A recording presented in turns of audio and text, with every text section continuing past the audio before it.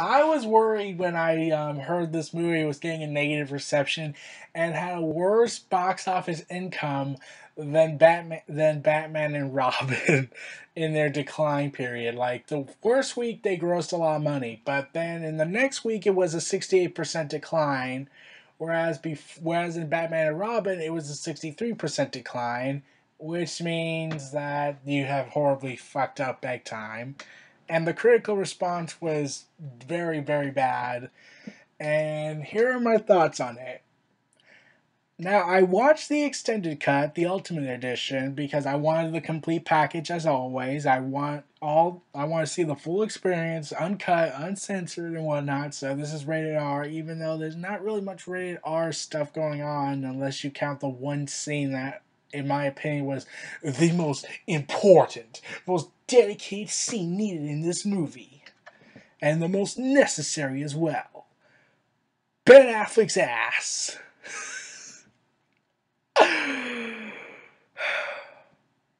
Seriously, that was the most. That was seriously, like there was a lot of stuff you could add into that movie, and that is the most important thing to put in. That was one of the most important things to add to the 20-minute extended cut. Okay. I don't know what psyche you're into, but I'm not one to judge on that. Anyways, I ultimately found the first half to be my favorite part of the movie. The second half, that's kind of a mixed bag for me. Like, the first half is all this investigative journalism, political stuff going on regarding Superman, regarding Batman, the characters, and whatnot. And a lot of people have praised the extended cut more because if it was the original theatrical cut, then it would have gotten a much more positive reception than it did. So I certainly saw that, but at the same time, I'm thinking, they still did not fix Jesse Eisenberg. Like, I'm thinking Jesse Eisenberg should not have been Lex Luthor, or as they kept saying, Lex Luthor Jr., even though that is really, really weak. Like, seriously. Like, he was acting so much like the Joker in this movie. Like, every time I heard him, I was like, Joker, Joker, Joker. It's the Joker. Like, he could be a solid Joker. But Lex Luthor? No. It should have been the main character from Breaking Bad. He's perfect for Lex Luthor. He's intimidating, he's calculated, he looks smart, he acts smart, and especially since he managed to build a criminal empire for a couple of seasons before his wife found out, there's definitely credit there. Um, Spoilers on that. So I ultimately did enjoy the first half of the movie, but because of all this political intrigue and whatnot, and how realistic it was going, and then it went to full blown science fiction afterwards with the creation of Doomsday, which I called bullshit on because I looked up how Doomsday was really created, how he was, and this would be much more darker, but like when compare that to the one of how we got the Doomsday in the movie, that would be a comedy scene because the Doomsday in the comics is much darker than the movie's version because Doomsday in the movie is created through a genetic splice of Zod and Lex Luthor's DNA, which should have made Zod Luthor, maybe? Like, they should have just cut their losses and went with Bizarro Superman. But the other part, but the Doomsday in the comics is initially a little baby that is killed on this harsh planet and is recloned, regenetic, rebuild, kills again until it becomes an unstoppable killing machine. I'm like, damn! Man, that's dark. But this is one of the problems people had with the movie, that it was really dark and there was not a lot of humor in it. Like, they tried to do small little humor moments, but it was just so small, it just didn't, like, you completely forgot about it. Like, oh, what? There was a humor scene in here? No way. I didn't notice. And the other part is that it feels like Zack Snyder was restrained by what happened in Man of Steel with all the destruction that happened. Like, especially since they build up the fact that there was such a destructive battle with General Zod. So the fact that they addressed it in the movie But the fact that the studio told him to restrain kind of just highlights what I believe is something wrong with the DC Extended Universe, which I'll get to after I finish this part here. Um, but Lex Luthor, he off screen learns who Batman and Superman are. I'm like, I could buy the Superman part because honestly, the only difference between Superman and Clark Kent is the glasses. That's the only difference. That is literally the only difference there. And that really, like, I like, even as a kid, I was like, I can't buy that. Like, he looks like Superman, he talks like Superman, he's obviously Superman. So there's that. And whereas Batman, that's debatable because he actually wears a freaking mask and actually disguises his voice with, "Tell me, do you bleed? You will." Which I found was a lot better than Christian Bale's gargling marbles in his throat. I mean, seriously. But, and I did find the second, like I said, I love the first half of the movie. It's a mixed bag for me on this. And then the whole "save Martha" is what snaps Batman out of his killing state. Like, but before I get back to that, Batman killing in this movie, I think he has done that in the comics, but there usually is an explained reason why. Whereas in this movie, they don't really explain it. Well, they kind of gave a little hint when Bruce Wayne is staring at an obvious Robin costume with the words, "Ha ha, the joke's on you, Bats," or Batsy, or Batman, which hints that the Joker has something to do with this. Like, if they had built up that Robin was the reason for Batman's killing streak he was on, where he goes ahead and believes that now he has no choice now because something happened in the past with the original Joker and Robin that forced Batman to kill Joker because of their destructive feud, and then Jason Todd turned into the new Joker, and Batman can fix him, and now that Joker's set loose on the world. That actually would have made sense, in my honest opinion. That could have made the movie better. But they didn't explain it. They gave a vague reason for it, and Zack Snyder had to go ahead and explain why Batman kills in this movie. I didn't read the article. I was just calling bullshit because why didn't you explain it in the movie? You could have explained it in the movie and saved a ton of people's time on that. But I digress. The Save Martha part, okay. Really? Because our mothers have the same first name, that automatically clears all motivation. Like, Batman's motivations were blurry, murky at best. Like, I get the fact that, well, compared to Batman and Superman's power of destruction, Superman obviously wins because he can destroy the entire planet, whereas Batman, he can. He's Batman. And the weird, confusing scene is when Batman has this dream of a post apocalyptic world, which when I saw, I was like, oh, hi, Mad Max Fury Road. No, seriously, this is Mad Max Fury Road. No, that's really fucking obviously Fury Road. That is clearly Fury Road. It looks like Fury Road. They dress up like it's Fury Road. And also, it does give me the intrigue of a post-apocalyptic Batman. That actually would actually be kind of cool. Especially the way he looked badass in that costume. That actually would be cool. But it does make half of the trailers we saw, make trailers, half of them to look pretty pointless since they were just dreams of Batman. Since, like, if they also explained that if Batman was suffering from something that was causing a mental decline that makes him kill people, then that also could have helped since he's clearly on meds and whatnot. But, like, that was ultimately it.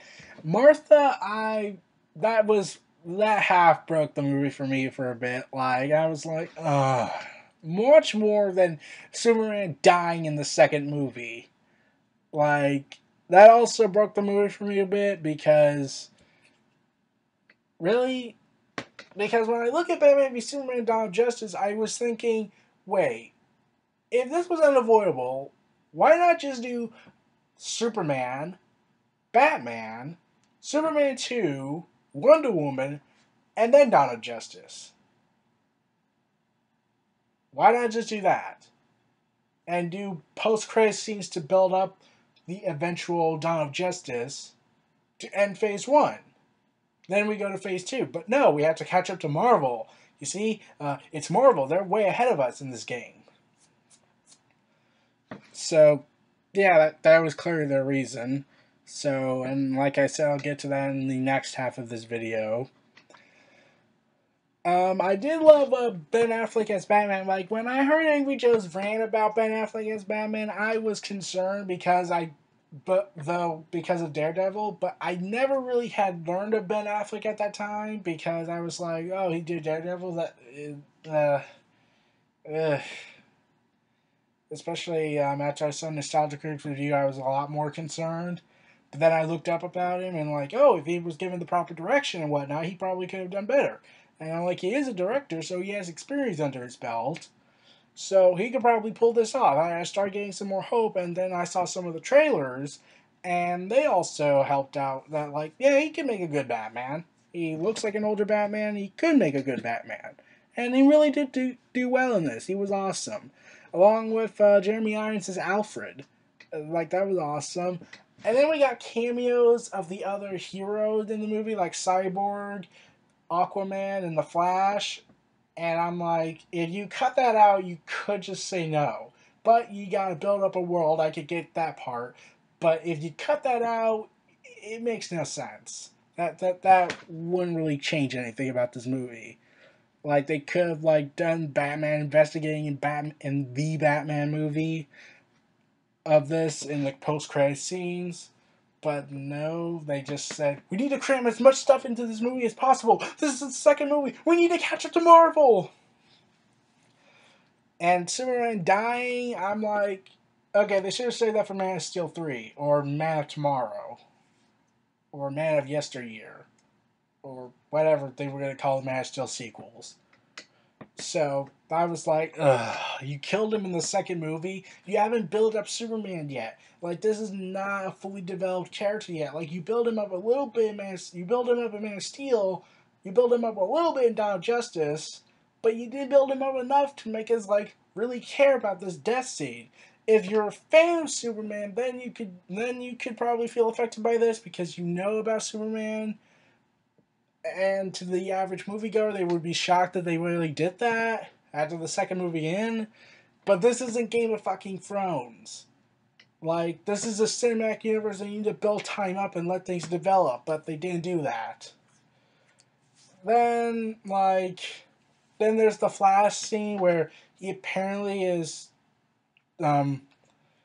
like, a time traveler. The Flash goes into the past to warn Batman of something, of Lois Lane's critical role in the future, in order to him to find the others. And I'm like, okay, why not just put that in the real world after Batman wakes up instead of just having him a dream of it?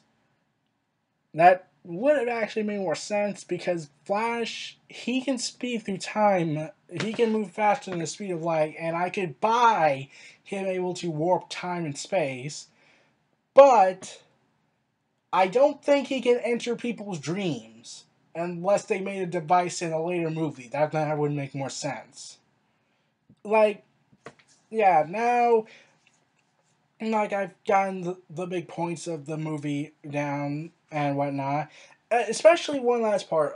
At the end of the movie, when we see Luthor getting arrested, we see this creature here, and yeah, I'm thinking, yeah, that's Doomsday's creature, sent by Doomsday. They're gonna build up Doomsday and whatnot, and he's gonna come in Justice League Part 1, or just Justice League, since they said it's not gonna be a Part 1 and 2 movie, it's gonna be a single standalone movie.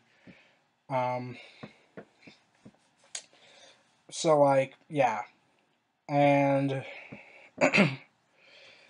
and like, yeah, they're building up Doomsday, and then Luthor, he really does something stupid in the prison scene where he says ding ding ding ding ding, he's coming, that they are coming, like he's coming to Earth, and I'm like, Okay, I get by that part because he was there when he saw the creature, so he could so the creature might have told him, or they showed something to him, and only he knows, but they won't believe him because he's star crazy. The only one who will believe him is the metahumans, so I could get that.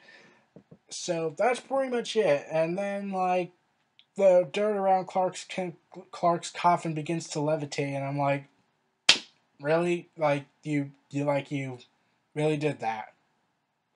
Cut that out, and that would have been all right.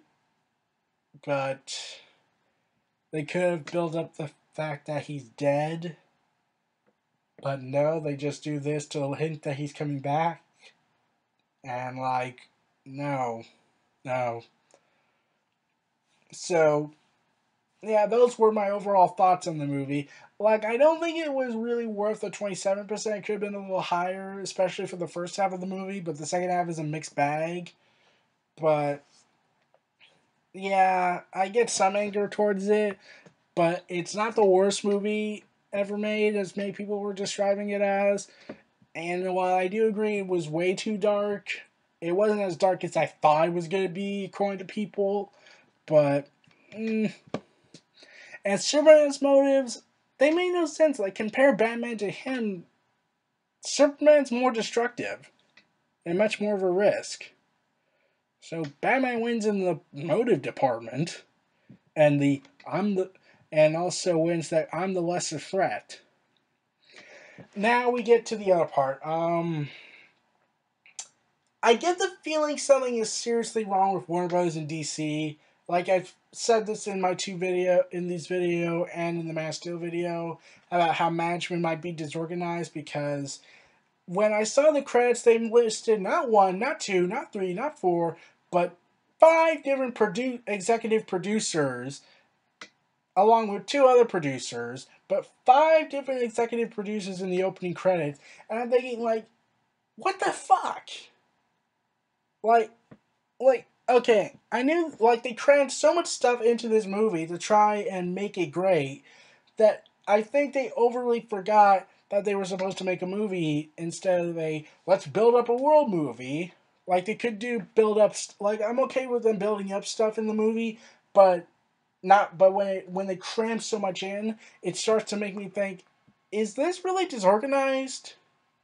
Because it seems like they have so many, as people would say, cooks in the kitchen, that it's hard to, like, they were so obsessed in catching up with Marvel that they didn't know what to do. Like, they made a solid start with Man of Steel, and then when Batman v Superman happened, it was more like, we gotta catch up to Marvel, catch up to Marvel, catch up to Marvel, instead of, build up a story world.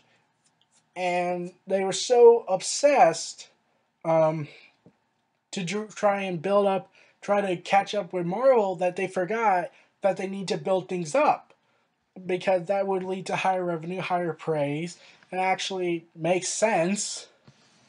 So I'm trying to wonder what happened. Like, I get like, Zack Snyder's in charge, his wife has some production involvement, and I feel like there's so many cooks in the kitchen because it just feels disorganized. It feels like everyone's trying so desperately to try and catch up with Marvel that they didn't know what to do. It's like WCW all over again, except this time it's in Hollywood, where they kept having so many people in the top tier trying to make this work that they just didn't know what to do.